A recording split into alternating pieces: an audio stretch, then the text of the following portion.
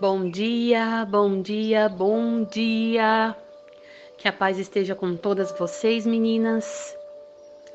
Hoje se inicia mais uma semana de bênçãos, uma semana muito forte do derramar do Espírito Santo sobre a vida de cada uma de nós. Iniciamos hoje o nosso desafio do livro de Efésios. É muito importante você se dedicar a essa leitura. E para te ajudar a entender um pouco mais sobre este livro, eu quero direcionar para vocês o entendimento sobre quem é o autor, quando ele foi escrito, o conteúdo deste livro, e também quero derramar sobre a tua vida uma palavra profética sobre esse livro também. Amém?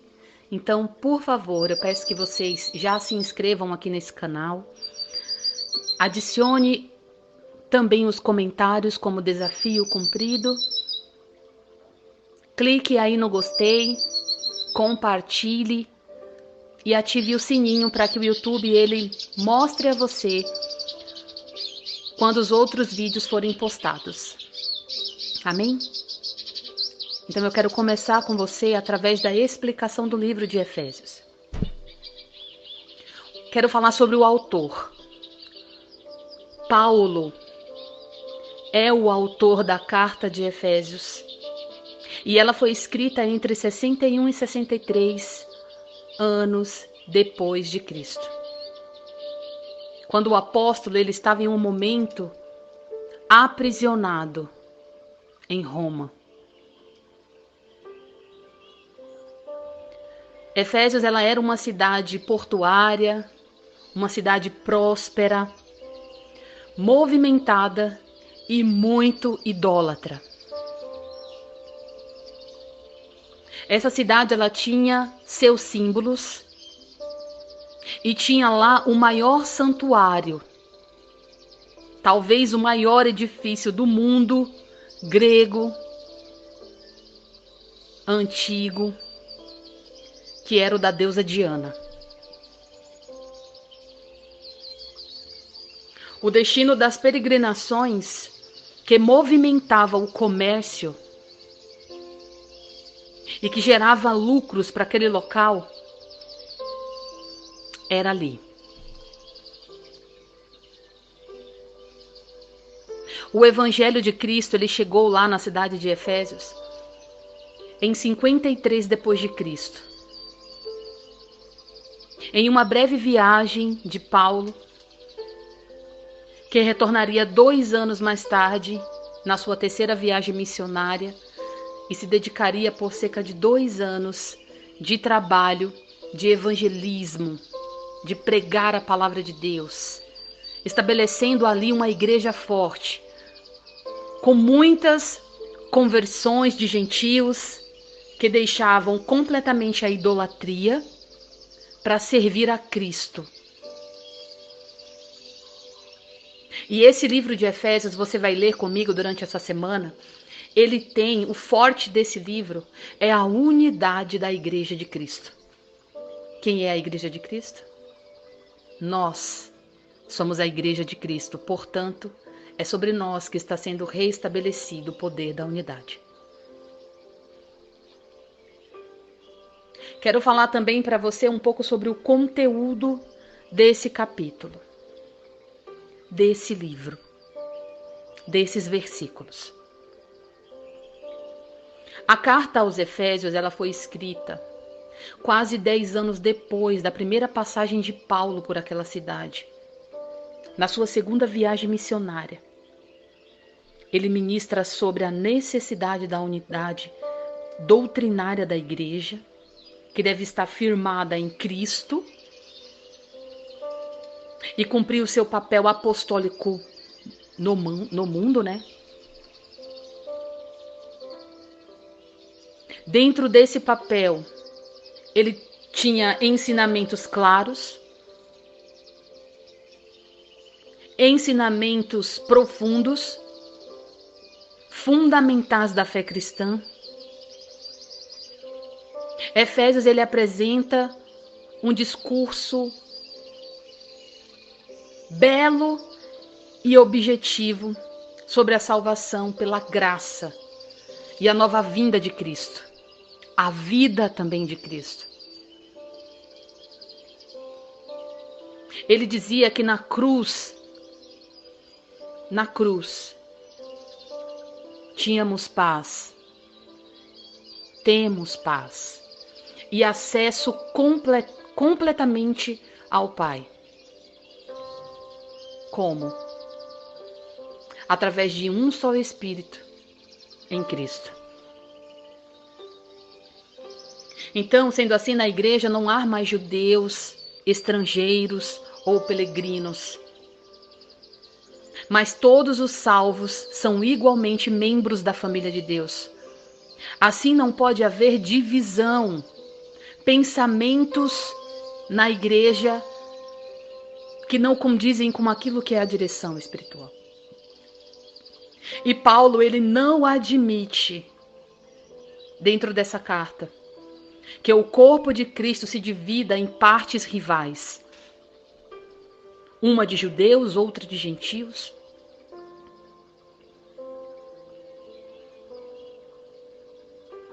O chamado apostólico, eles são apresentados juntamente como instrumento de Deus para evitar essa divisão e para aperfeiçoar a igreja, servir e edificar a obra do Senhor, para que os irmãos eles sirvam em comunhão de espírito e pensamento. Então eu quero mostrar para vocês quais são os chamados. Estes são os chamados apostólicos. Apóstolo para a direção do corpo, pastores para o cuidado das pessoas, das vidas, mestre para as formações, evangelistas para a salvação, profetas para testemunho da palavra. Devem-se haver uma só igreja, uma só unidade em Cristo Jesus, chamada e conhecida pela unidade da fé, pela comunhão e também pela santidade. Os seus membros, eles devem ser cheios do Espírito Santo, vencedores das batalhas espirituais. Pois Paulo, ele ensina os componentes de uma armadura espiritual para que a gente se revista dela, para que possamos nos revestir dela, revestir as nossas mentes, o nosso corpo do inferno e vencer as batalhas da igreja.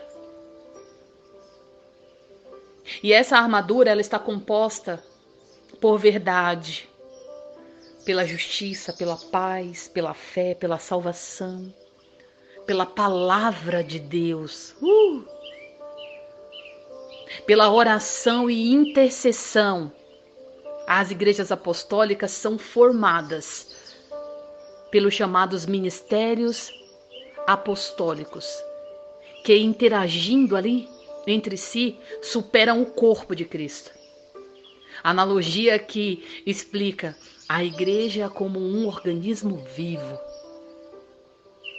E este corpo, ele tem a necessidade de comunhão e envio, supridos pela formação de que dá direção espiritual e os proféticos,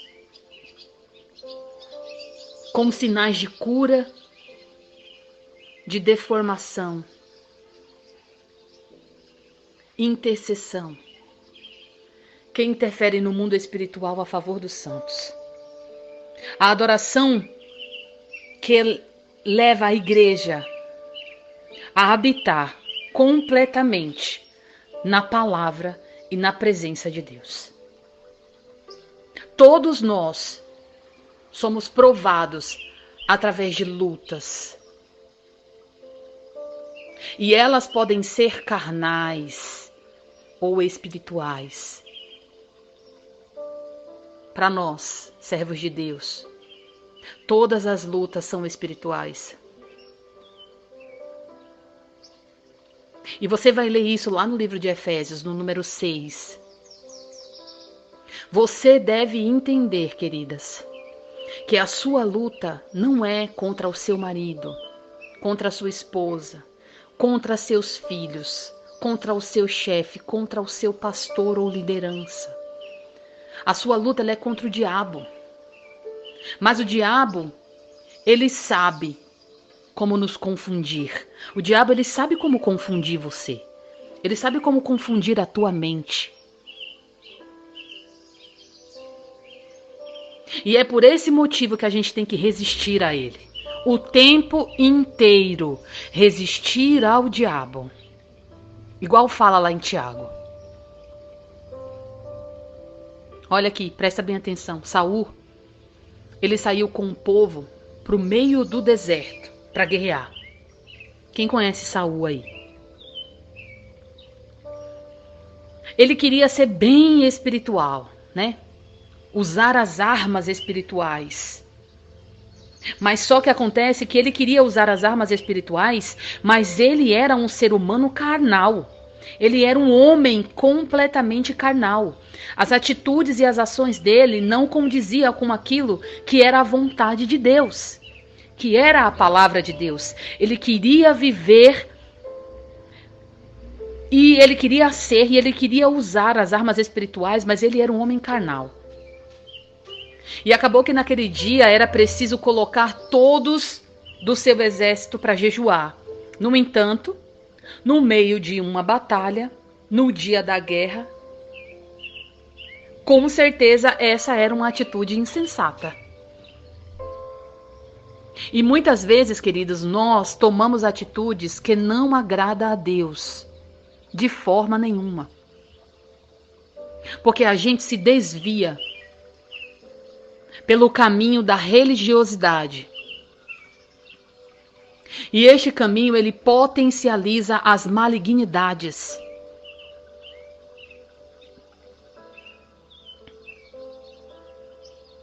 Então Saul, ele estava completamente seguindo esta direção, essa opção. Mas no meio do caminho da batalha, veio aquele, eita Jesus, aquele que tinha uma aliança com Davi, seu amigo Jonatas. E ele era ungido do Senhor e andava num espírito inabalável. E Jonatas então saiu para a batalha. Não com o desejo de se apresentar desculpas religiosas, mas com a certeza de que teria vitória. E quando encontrou um exército acabado, destruído, debaixo daquele jejum, que não era a vontade de Deus, que não era a vontade de Deus, ele, ao contrário, havia experimentado um suprimento do Senhor. E por isso ele estava ali de pé, pronto para batalhar. Completamente pronto para batalhar. Então agora, nesse momento, nessa palavra, eu quero derramar para você, neste dia de segunda-feira de manhã, eu quero derramar sobre a tua vida atitudes para vencer as lutas espirituais. Presta bem atenção na atitude que você vai ter nessa semana para vencer as lutas espirituais. A primeira coisa que eu quero falar para você é: não ouça a voz da religiosidade. Você, querida, tem que completamente que fechar os teus ouvidos para a religiosidade. Não ouça a opinião de um religioso de jeito nenhum. Um religioso que é aquele que vem sempre recheada de acusação, sabe? Olha, você está em pecado, é por isso que seu marido foi embora, você está pecando. Quem não peca, meu Deus? Quem não peca?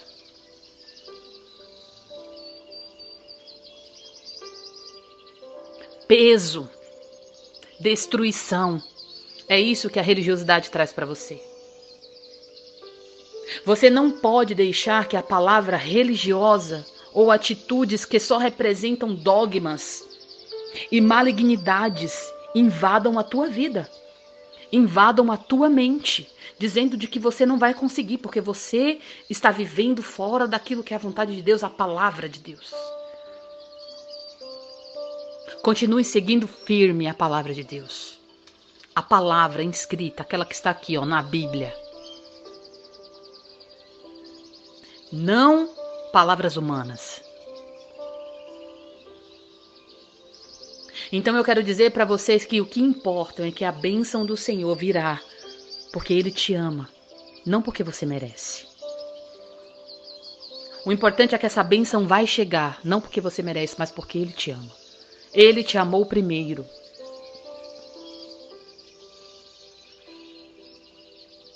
E Jonatas, ele não ouviu a voz da religiosidade.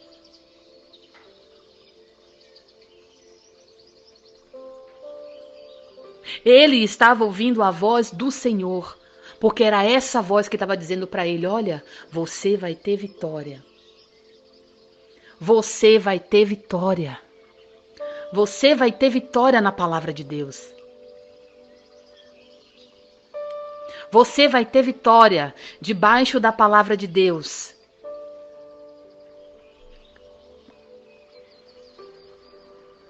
E o segundo ponto que eu quero falar para você é o seguinte: não se envolva com a fraqueza. Não.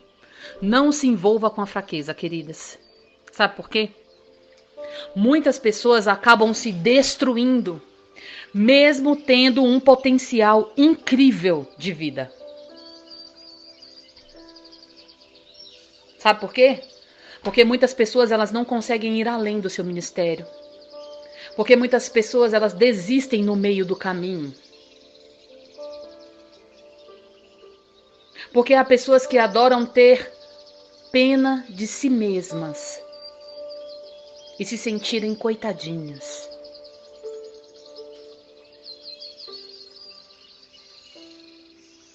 Porque ali no dia da tua aflição, ou no dia da tua dor, ou no dia da tua necessidade, elas não se desligam da fraqueza, elas continuam potencializando a fraqueza na vida delas. Mas a palavra de Deus, ela nos fala que quando nós somos fracos, aí é que nós somos fortes, aleluia. Então, para nós, queridas, a fraqueza, ela pode estar na nossa carne. Mas nós estamos fortalecidos pelo poder do nosso Senhor Jesus Cristo, o Deus dos exércitos. O Senhor o levanta e adestra a sua mão para as batalhas. Ao invés de você ser perseguido pelos teus inimigos e oprimido e afrontado, você se levantará contra eles e o vencerá pelo poder de Deus. Leia depois Salmo 18:37. E por último, a terceira que eu quero derramar sobre a tua vida nesta manhã de segunda-feira. Alimente-se do que te traz vida. Oh, meu Deus. Se alimente do que te traz vida e não morte, querida. Naquela ocasião, Jonatas, ele achou uma rocha de mel. Olha que coisa incrível. Você vai ler isso lá em 1 Coríntios 10. Ele achou uma rocha de mel no deserto. Não, se lê isso aqui em Deuteronômio. Ele achou uma rocha de mel no meio do deserto. Deus disse a Moisés, lembra? Toca na rocha. Daí vai sair água. Então eu quero dizer para vocês que da rocha já tinha saído água. E agora estava saindo mel. Olha. A rocha, você sabe quem é? É Jesus Cristo. É isso que eu quero que você leia lá em 1 Coríntios 10. Jesus Cristo é a tua rocha. A noiva de Cristo que a igreja precisa ter em seus lábios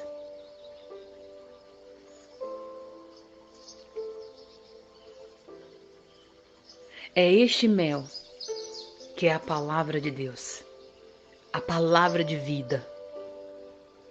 Como vemos lá no livro de Provérbios 16. Palavras agradáveis são como favo de mel, doce para a alma e medicina para o corpo.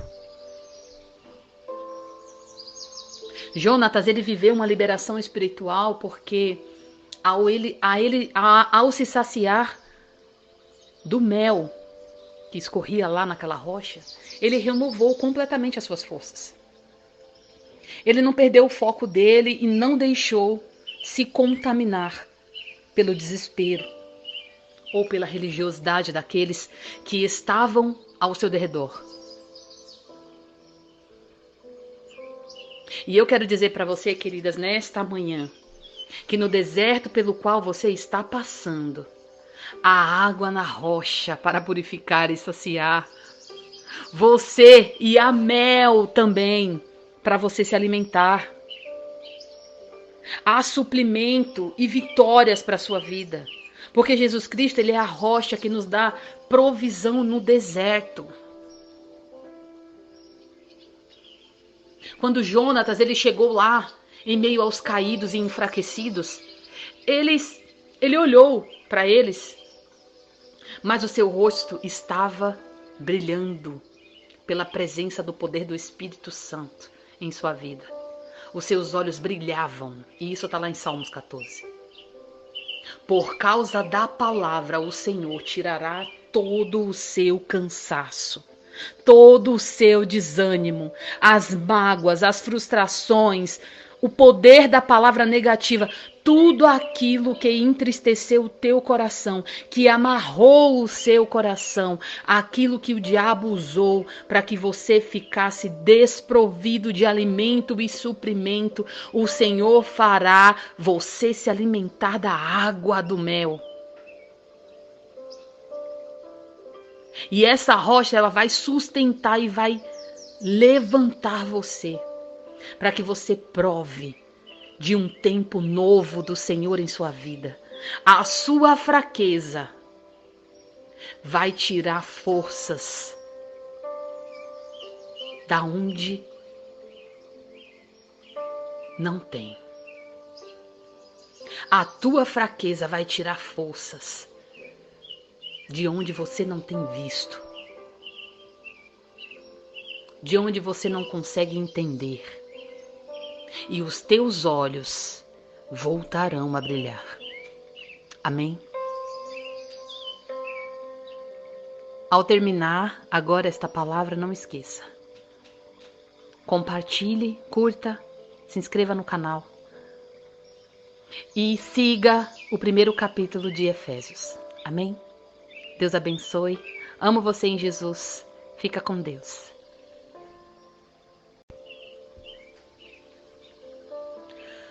Bom dia, bom dia, bom dia. Que a paz esteja com todas vocês, meninas. Hoje se inicia mais uma semana